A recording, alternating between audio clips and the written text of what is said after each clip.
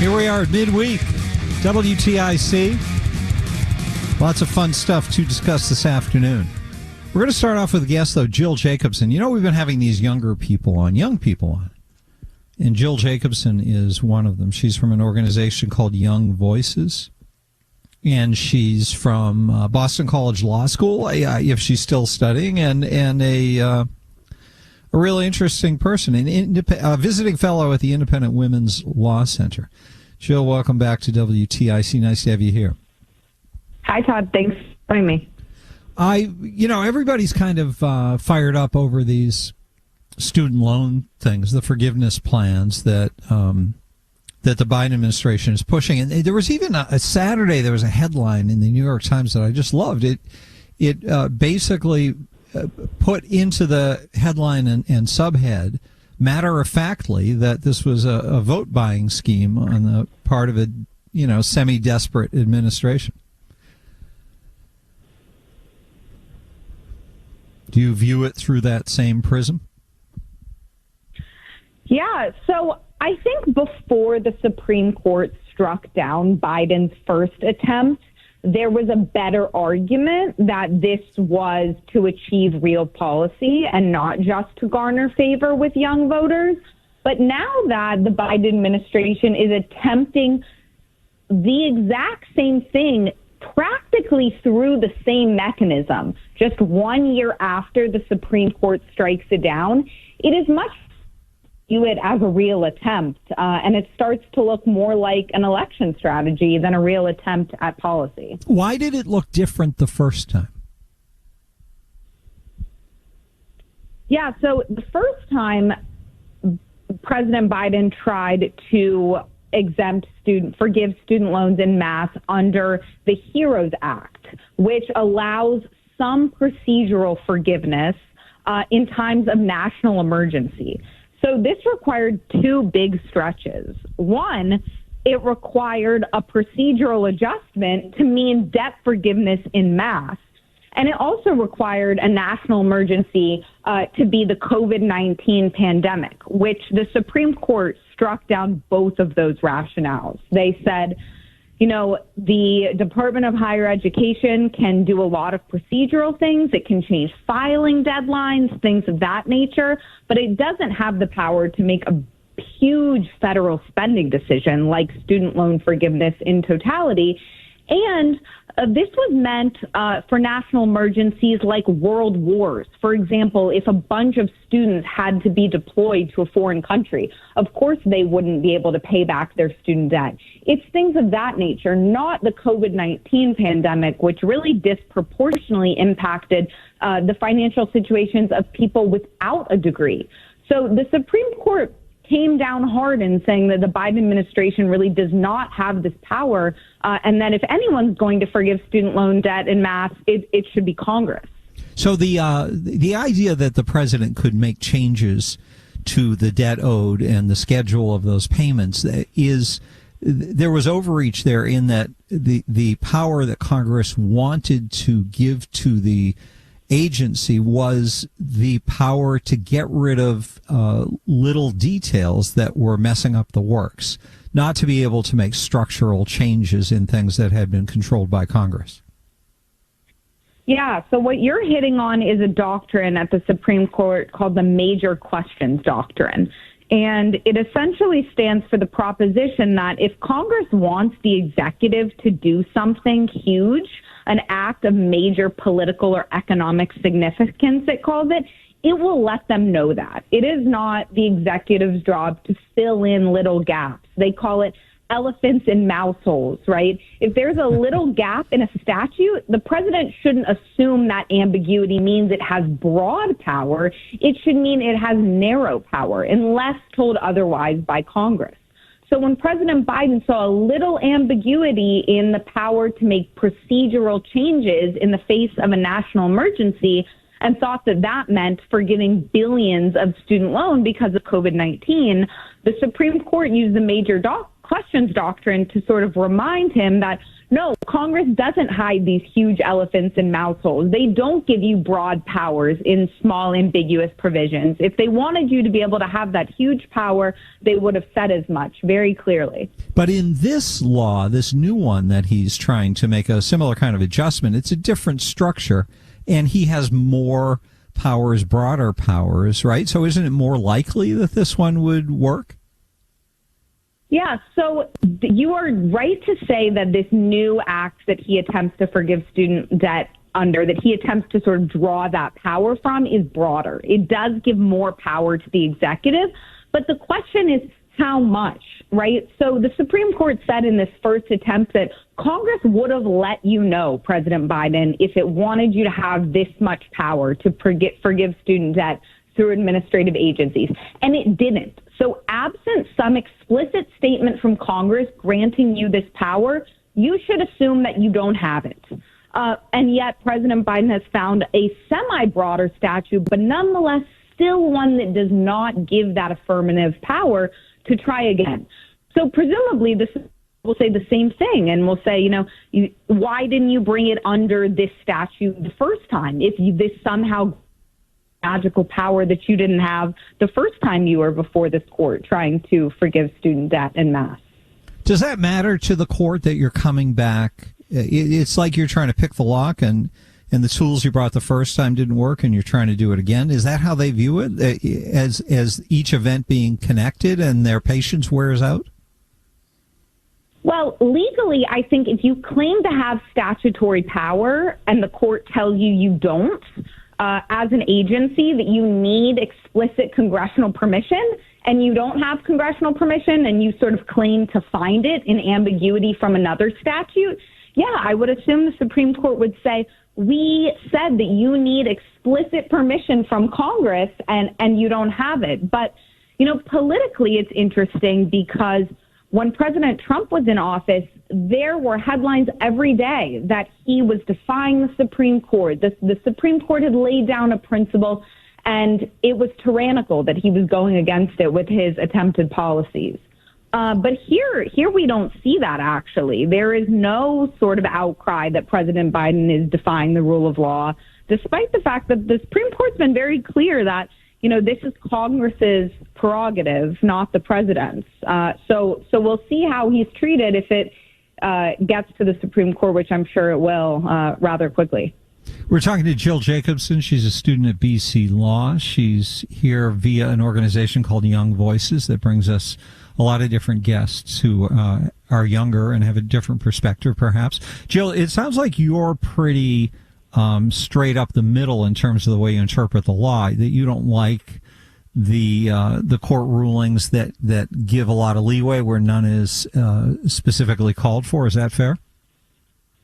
Yeah, Todd, to give you an interesting fact, Congress has considered over 100 bills about student debt in the past year alone, and it has not forgiven student debt en masse, which means the voice of the public is working, and public opinion polls and Congress both seem to say that that's not the will of the country. So I'm really not a fan of executive overreach attempting to cudgel against sort of what the consensus of the American people is, particularly during an election year. If we had the court that we had 5 or 6 years ago, would you feel differently about this, or are these rulings so clear to you that even a more liberal-leaning court would come up with the same the same direction that you're suggesting you expect? I think this court and conservative jurists in general are more hostile to the administrative state, for sure. They don't like the idea that unelected agencies that answer to the executive are encroaching on our lives. I think the democratic means through Congress is the surefire way to go. That being said, this is such an egregious overreach of power that I would imagine courts composed of conservative and liberal jurists would see this as real circumvention of the democratic process. All right, so you had 2 stories recently printed, one in the National Review and one in, where's the other one? Politico? I believe the other one was in The Hill. Oh, the Hill. That's right. So the one about squatters, those stories that were coming out in the last couple of weeks about squatters and the new powers that they had apparently been granted in some places. I'd love to talk to you about that. We have to take a quick break, and then we'll do it. Okay, Jill? Sounds great. All right. Stay with us. More coming up on WTIC. TIC, we're talking law with Jill Jacobson, a law student at Boston College. And we've been talking about the student loan forgiveness pursuits of the Biden administration, but also over the past couple of weeks, stories about squatters have been popping up, not just in the U.S., but elsewhere in the world, too. And I wonder how this happened all of a sudden. Do you know what it was that drove the squatter thing into the news, Jill? Oh, sorry. Hold on one second. I didn't put you on the air yet. Now you can talk. Yeah, it's interesting because these cases of quote-unquote squatters are actually not true adverse possession cases as we might normally think of them. The vast majority of them are just plain trespassers and holdover tenants. So have legal entities in certain municipalities or states been misunderstanding them, or has the media been telling us the wrong story? What's going on? Yeah, so it's a few things. The first of which is that these people are taking advantage of a loophole in the law that's actually there for a really good reason. So a lot of places have laws on the book that say you cannot just go and evict someone, even if you think they are an improper tenant. You need proof. You have to have what's called a judicial eviction proceeding, which means you have to go into court and give a good reason as to why this person should leave. And under normal circumstances, that's there for a really good reason. Imagine you get in a dispute with your landlord because they refuse to fix something. You don't want them to be able to show up with the police an hour later and kick you out of the place you've been living for a year. Those protections are definitely there for a reason.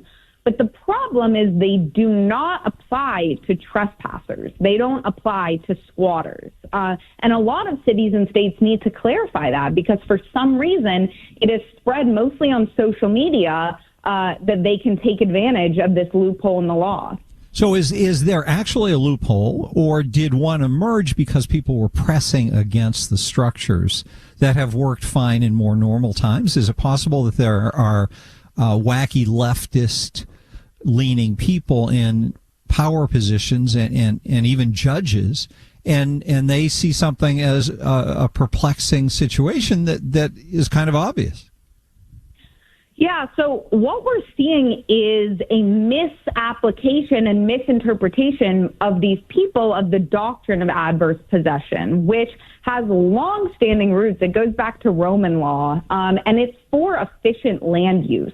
So in a nutshell, what it means is if you come across abandoned land and you tend it, you live on it as your own, you improve it for a period, it's usually between 10 and 30 years, depending on the state, you can apply for legal title to that land.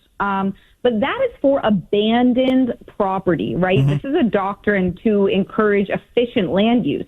You don't sneak into someone's home when they're on vacation and expect to walk away with the deed and be able to host Thanksgiving dinner. Yeah, so what happened? How did it suddenly come into that world where somebody just goes to the movies and they come back and someone else is living in their home? Yeah, so I think it's two things. I think the first thing is we've seen an unbelievable dissemination of encouragement of squatters online on places like Twitter and TikTok and Instagram. People are telling others that they can do this and they'll be able to get these rights, which obviously they don't understand the legal doctrine and they're mistaken, but it's also emblematic of this broader sort of decline in respect for property rights. There are very few instances of squatting in places like Florida and Texas that are really stringent on property rights. We're seeing it in the cities like San Francisco, like New York City. The places that no longer arrest people for theft under $900 are also seeing this uptick in squatting. But if somebody is squatting in a space for which they have no documents to prove themselves legal residents, like they don't have a lease that they can show, how would they ever get anybody to, even a cop coming to the scene trying to a cop has to make decisions on a regular basis about who's giving them the true story and who's faking it. Wouldn't they, as soon as they saw somebody didn't have documents to produce, like a lease, that they wouldn't have a right to be there? Yeah, so this is where we see a big difference in the laws. So, for example, in places like Florida, cops are allowed to make that judgment call. And later you can hash it out in court if you were improperly evicted. But in places like New York, they're not allowed to. The onus go into court and get a court order in order to have help getting squatters out of their home from police. So law enforcement's essentially powerless to help the owner absent a court order, which takes a really long time to get in a lot of places. Like how long?